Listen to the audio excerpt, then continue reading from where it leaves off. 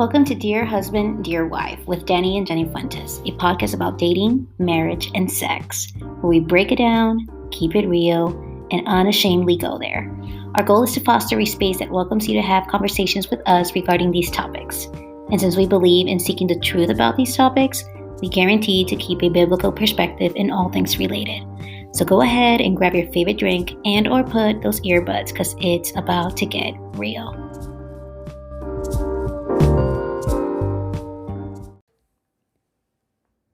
Hello. Yo, Welcome back. what's up, It's been guys? 2 weeks. Yeah, we messed up.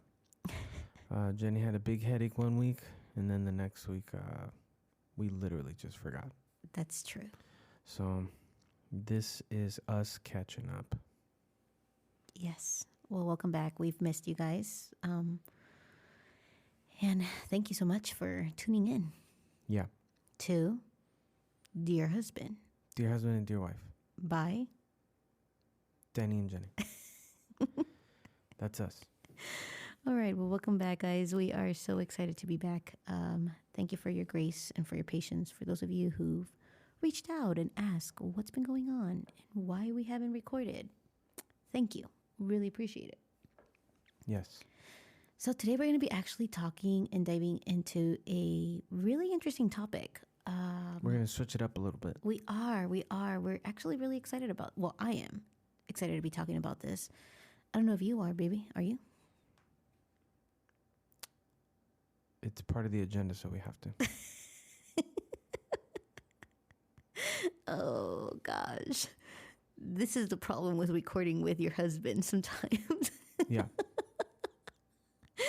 Okay, so we are going to be talking about, it's a hot topic, and it's a hot topic that is very good for people who are dating, people who are married, people who are engaged. Yes. So actually, Danny was the one who brought it up. It wasn't even me, so that's why I'm asking you if you were excited to talk about this. Yeah, babe. Oh, okay, cool. Okay, so it's gender roles. Yes, gender roles. Gender roles in a relationship, which is a really, really big hot topic. So Mm-hmm. It's a touchy one, too, for some people. it really is. It really is. So, I think one of the biggest things that we should really just jump into diving is basically what you and I believe about gender roles.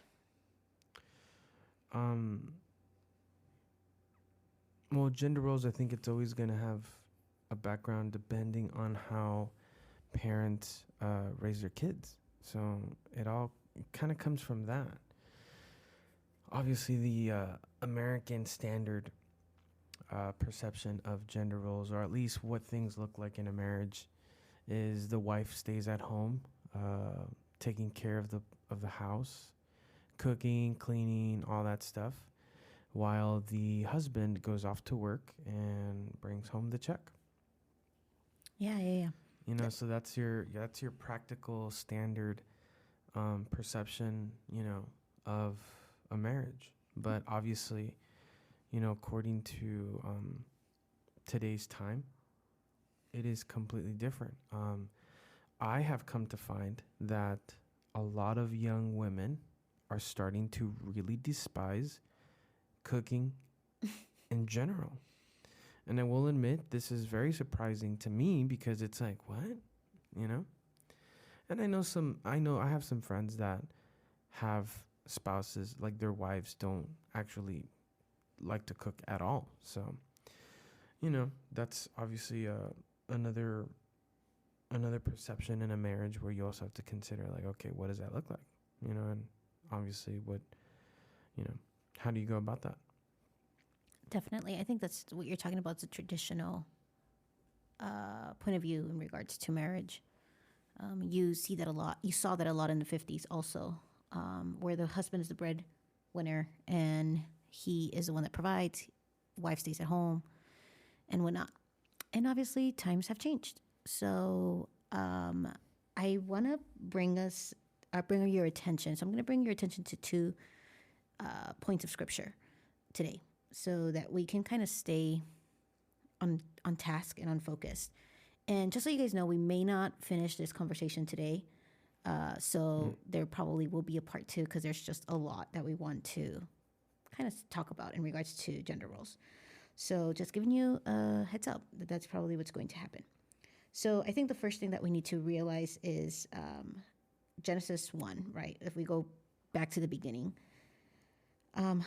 we have to understand that our gender is actually foundational to our existence, that God created human beings in his image, both male and female.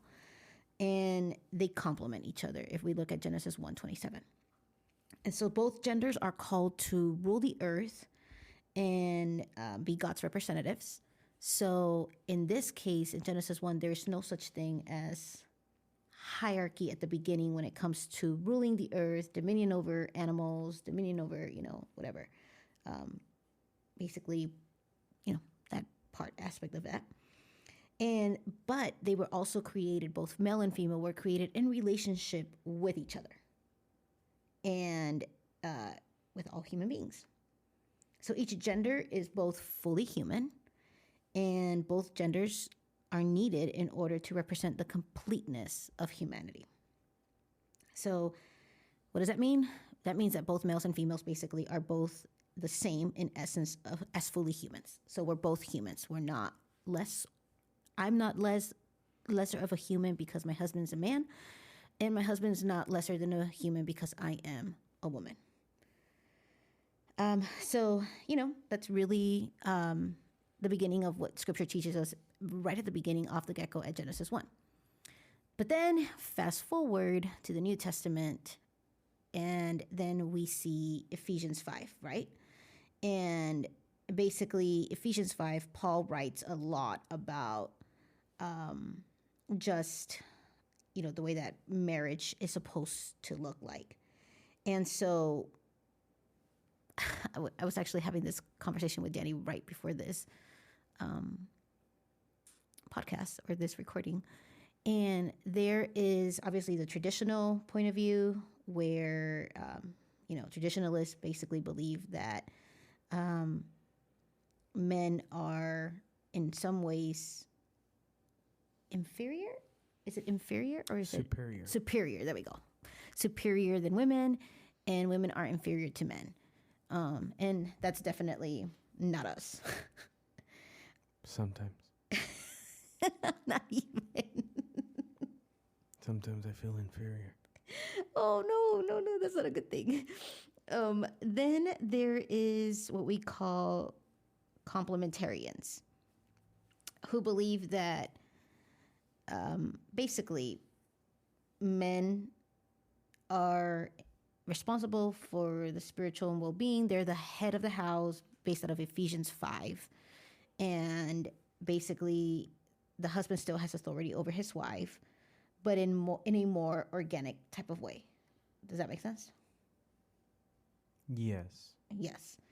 And then some complementarians can also be a little bit of the what they call egalitarians. So this is a little bit of a nerdy podcast. I don't know if you notice. I'm kind of throwing out words here, but they're theological words, right? And they do not believe in hierarchy, but in voluntary submission of the wife. They believe that the husband is the head of his wife and not the head over his wife, because authority is not synonym or a definition for head. And then there is the egalitarians, who believe that mutual submission is the ideal in marriage and that there are no limits for women in also church ministry. So which one do we fall in?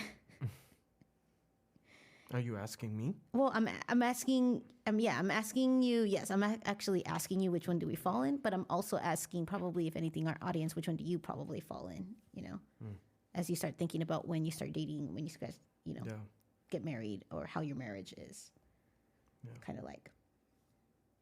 So we came to the conclusion as we were talking about this that we are a lot more egalitarians, right? It's a fancy word. Egalitarians, it makes it sound very sophisticated. So in other words, egalitarians are like co-captains, and complementarians, the husband is the captain. Yeah. Now, the truth is that a good thing or is that a bad thing? It all comes down to, I think, again, personal personal lifestyle and upbringing. You have people out there, I'm sure that some of you out there, or a lot of you, I don't know, have been raised with the traditional type of marriage where, again, you know, the husband goes out and works and he brings home the check while the wife stays at home, takes care of the children, watches over the house, and cooks and cleans, and, you know, is running, doing errands and all that. And the husband doesn't really have to worry about all that. And then you have other upbringings where both mom and dad are a team. They're a team, and you know, they help each other out or whatever. You know, hey, you tackle this stuff, and then I'll tackle this stuff, and you know, it's, I think again at the end of the day, it all change. It all comes down to what we've grown up to see. In my case, in particular, my mom was the one, you know, going to all the school meetings and all that stuff, and you know, whatever it is that involved me being at a certain location, my mom was the one that always took me. My dad was always, you know, at work. He was a small business owner. So, you know, that was his responsibility kind of thing. And it wasn't until like years later I found out that when it came to like discipline, my mom was the one in charge. And then my dad would only step in when my mom felt like she wasn't getting through to us. So that was, you know, the kind of thing that I grew up with. So I figured, you know, that's what it was. But obviously, you know, it's different once you're married, because again, that's two different people coming in to an agreement in marriage to live together in spite of the many differences. Yeah, similar to Denny, my parents' marriage was, well, actually, my parents' marriage is a blend of both, complementarian and whatever. I can't say it. Yeah, she Egalitarian. can't say that word. There we go. Just say eggs. Egali- Huevos. no. Huevos No. Let's stay on topic. estrellados. Egalitarian. Eggies. Yeah, eggies. They were complementarians and eggies, egalitarians. Yeah, see, it helps. Just think eggs and automatically you'll think egalitarian. Okay, this is so wrong. But anyways, but there is some aspect of traditionalism in my parents' marriage, even till today. Like, not to throw my parents' marriage under the bus, but you know, there are moments where my dad really does expect my mom to have like a meal served at the table, and where my mom has to pick up my dad's plate and clean it. Like, my dad hardly ever picks up his plate. I'd like to know how that feels one day. Hey, I do pick up your plate. I'm just kidding. I do pick up your plate. And then there is also, you know, financially, they operate, unfortunately, they don't operate as one. They just operate separately. Completely different. Yeah, like they both navigate their own finances. But then when it comes to discipline, it's the same thing. I think my mom has always been the most strict one, and my dad wasn't. I think your dad was always strict, at least from when I met you guys. Yeah. To a certain extent. To a certain There were extent. certain things where your dad, like, where you could tell, like, your mom would take care of, but if it didn't get handled or taken care of at a certain time, and the issue kept persisting, then your dad would step in and shut it down. Yeah. And so I think one of the most important things to actually take into consideration is asking yourself the question of, like, culturally, and also how you grew up, how that ends up affecting your gender. Not your affecting, but how it ends up, you know, basically affecting your perception. There we go. The perception of gender roles in marriage. Yeah. Yeah, or in relationships. So, yeah, I think about that all the time. Because in our case, the truth of the matter is that in our case, we operate as co-captains. You know. Well, now we do. Yes, it wasn't that way. It wasn't that way because you initially already walked into this marriage with the perception that you were going to do everything. Yes. Because that's what you saw. Correct. So, which made sense because I noticed it. And it's not that I never wanted to help in anything or, just stand there and look at you. But I noticed that that was your environment. You could tell that that was your environment, that you took care of everything. And so I figured, okay, Yeah. And that was kind of exhausting. Well, it was very unhealthy. It was within our first year of marriage. Like, I just remember feeling burned out. And I mean, I would come from work, I would cook, I would do all the laundry, I would clean. It was, I had this unhealthy, what we consider unhealthy point of view of marriage, where it was extremely traditional, very traditional. No, well, I mean, that would make sense if that was the expectation. Yes, you But never see, placed that expectation that on wasn't me. the expectation. No, and that's really good for us to say that. It was just hard for you to see it that way because again, you grew up in a household where that was not the example. Correct. My mom did the laundry. My mom cleaned. Your mom did everything. My and mom then- did everything. Though, granted, my dad did step in to clean sometimes. Right. Though, granted, my dad sometimes cooked meals. So yeah, I think only on the weekends. yeah. So I think like it was very much more on the traditional Yeah. / But complementary. in our marriage, when we first got married, that wasn't the case. Like you just took over because that's how you grew up and that's what you knew. Yeah. And I think one of the most pivotal moments of my life in our marriage was when you sat me down and you basically told me that you were not expecting I wasn't expecting you to do everything. exactly that. In But I fact, was you actually- wanted to help me. Yeah, but I was actually waiting for you to say something. Yes, And I knew that you never would say something. correct. So then I said, I wouldn't be surprised if I have to take you to the hospital because you're too afraid to say something or to ask for help. Yeah, because I was stressing out. Yeah. I was performing out of stress. I was performing out of the anxiety of either disappointing you, which is so sad if you think about it. why? Don't disappoint me, babe. Never. Don't ever disappoint me. So And there. that explains why you were getting sick like literally every month. Oh yeah, And absolutely. you only had like no illness for like a week at a time. Yeah.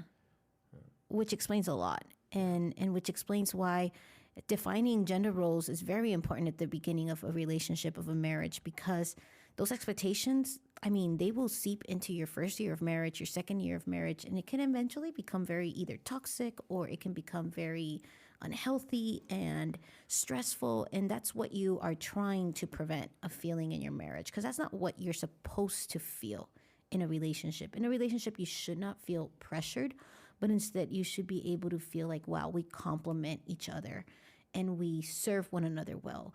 We love one another well.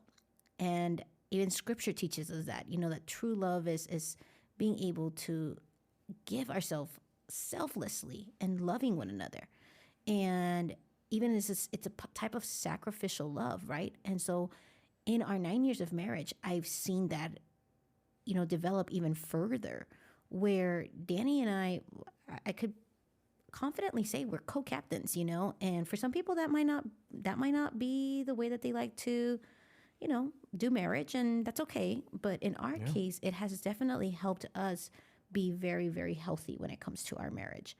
And it's because I was also raised to be a very independent woman. So I was raised to be very, very independent. And that's because my dad only had girls. And as a middle child also, I found myself constantly, being the savior or trying to help and solve everyone's problems. And so I became extremely independent. Plus, the trauma that I got to see and the verbal abuse and the physical abuse that I got to see in my parents' marriage kind of defined like a wall in a way where I was like, nope, that's not going to happen with me. But then I realized that I ended up all of a sudden changing in my first year of marriage, where I felt like I had to perform for my husband so that he could be happy. When in reality, Danny never enforced that in our marriage. And hey, baby, I want to say thank you, honestly. You're welcome. Yeah, no, seriously, thank you. I know No, you're saying seriously, you're welcome. No, I know. But I think about that all the time. And I am a very fortunate woman to be able to be in a marriage where both my husband and I, we co lead this marriage. There's going to be moments where there are moments where Danny is not doing well emotionally, spiritually, mentally. And that's where I step in. And vice versa. There's moments where I am not doing well emotionally, spiritually, mentally. And I have seen my husband step up. And so, those are things that that have definitely played a role in our gender. The other thing that I want to say though for the men, I want to speak to the men right now. I think one of Boys. I think one of the things that I really have come to admire about my husband, that honestly, like to me, it's like I'm not trying to be nasty here, but like it's like a turn on. It's a way of like wow, like I It excites you in your body. and in my heart, I think, and it's the fact that Danny's vulnerability. And I think so many men are afraid to be vulnerable with their wives or with their partners. I think, this idea of, especially in the Western culture or even in the Latino culture, the machismo, that, that men are supposed to be strong, men are not supposed to be emotional, men are more aggressive. I have really come to appreciate the softness of my husband and the idea that he can actually cry and it doesn't make him any more less of a man if he's expressing his emotions. And I think that has also helped our marriage. And I want to definitely encourage all the men in a marriage to not be afraid to be able to express your emotions and to be able to say, hey, today I am hurt or I'm feeling this way. Or there's moments where Danny, would come home when he used to work in a very toxic environment and he was really frustrated and angry and sometimes even tears were shed.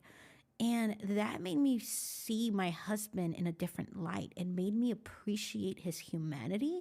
And it made me realize that he also is human, that he does feel all the emotions that I'm also feeling. And I think that's really important in a marriage, to be able to share that vulnerability, both women and men, to be able to share that vulnerability to each other. Because unfortunately, in a Western culture and especially in a Latino culture, I don't know how it is in other cultures, but it's very common for men to be perceived as strong, as non-emotional, like they don't even shed a tear, or very aggressive. And that's a very unhealthy way, because if we look at the image of God, if we really are created in the image of God, then you get to see in scripture from beginning to end all the various emotions of God, from anger to pain to hurt to Jesus crying, to experiencing joy and laughter. So it delight, all of those emotions were created and were embedded in us. And I think women and wives and girls who are dating, or ladies that are dating, I encourage you to create a safe space for your significant other, for your, husband, for your boyfriend, for your whatever, fiance, to be able to express his emotions, because I think that's very important too. Yes. Wow. No, yeah, it's again, it's very interesting, to meet people that have a certain perception of what marriage is like. And again, it's two different people coming in together under one roof, agreeing to make life with each other. And we kind of tend to forget that it's always going to be two different people. I mean, granted, you'll have similarities and differences that are attractive, but at the end of the day, it's two ends of this two different ends of the spectrum, coming together as one. And so when it comes to gender roles, it's very interesting. Again, for Jenny and I, obviously, I don't know, I've always felt it in my heart to kind of to be a partner, because I don't know, again, it was different for my parents. My mom did everything. My dad was just the guy that went to work and he took care of all that stuff. Not to say that my dad, like, would just come home, kick his feet up, and expect like everything to be handed to him. Um, but for the most part, without my parents even realizing, I'm sure, um, that was the lifestyle that they fell into. So there were obvious moments where my mom required my dad's assistance, or where my mom wished that my dad would be more involved in, and what my dad's reasons were to not be involved or to not want to, or he just couldn't. That I don't know. But for me, at least for us, Jenny and I being in this marriage as long as we have, I've had moments where I feel like, man, maybe I should help her with this, or maybe I should do this for her, or maybe I should do that for her. And even till this day, it's kind of a surprise to her, because again, she doesn't expect it. She assumes the responsibility is 100% on her. And so, when she kind of goes into that kind of mindset, it bothers me, because it's like, okay, well, that's fine. But later on, I don't want you complaining that I don't do this or I don't do that, because the truth is you won't let me do it. You're just going to do it for me. Yeah. So, but, again, we're constantly reminding ourselves that, that we're both partners, and, we're both equal in the eyes of God. And it is my job as a husband to be what Jenny needs me to be, and to be supportive, and to help, and to, take whatever load we have to take. And if it makes things easier for Jenny, then that gives me joy, and it gives me peace, because then that means that Jenny gets to enjoy her rest, or whatever, she wants to do. But yeah, I mean, again, it's gender roles, and it's not just in marriage in regard to like who does what, or does the wife do this, or does the husband do that. But there's definitely more to gender roles within a marriage. Yeah, definitely. So I think, if anything, it's like the idea of being able to serve one another and love one another and be able to sacrifice. Part of love is sacrificial love, right? Like there's the concept of like, there's moments where I'm going to put Danny's needs before mine and vice versa. And that's very important to us, especially in our marriage. I think we operate in a way that it's very helpful for the two of us to be able to talk about, okay, today I'm not going to do this, or today I'm not going to do that. Or asking Danny for help, and being extremely straightforward with Danny and saying, I need you to do this and I need you to do that for me. And what I appreciate is that Danny doesn't get offended when I ask him to do something. And, I'm like I said, I'm very fortunate. I'm very blessed to have a husband like that. And a husband who really puts my well-being before his own.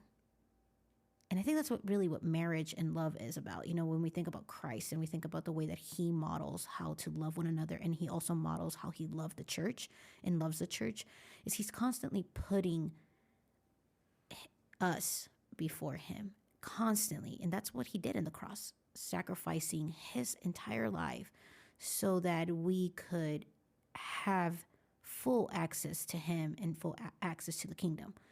So in a way, if we model marriage like the way God has intended it biblically, from Christ and the body of church, the body, which is the church, then we would be able to know that, or at least we would be able to see that the way that true love, genuine, healthy love, is by being able to serve one another and put each other's needs before our own.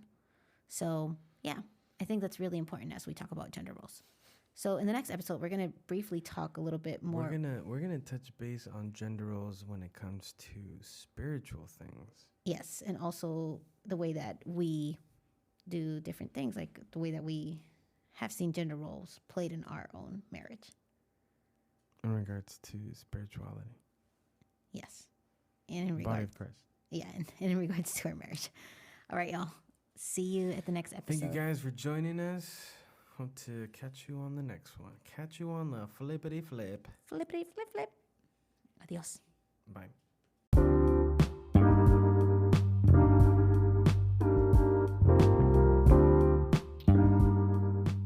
Thank you for tuning in. We really enjoyed hanging out with you. If you really enjoyed hanging out with us too, then we ask you for one simple favor. Go ahead and leave us a review and let us know how we did. We thank you so much and we really appreciate your time. We look forward to seeing you next week. Adios.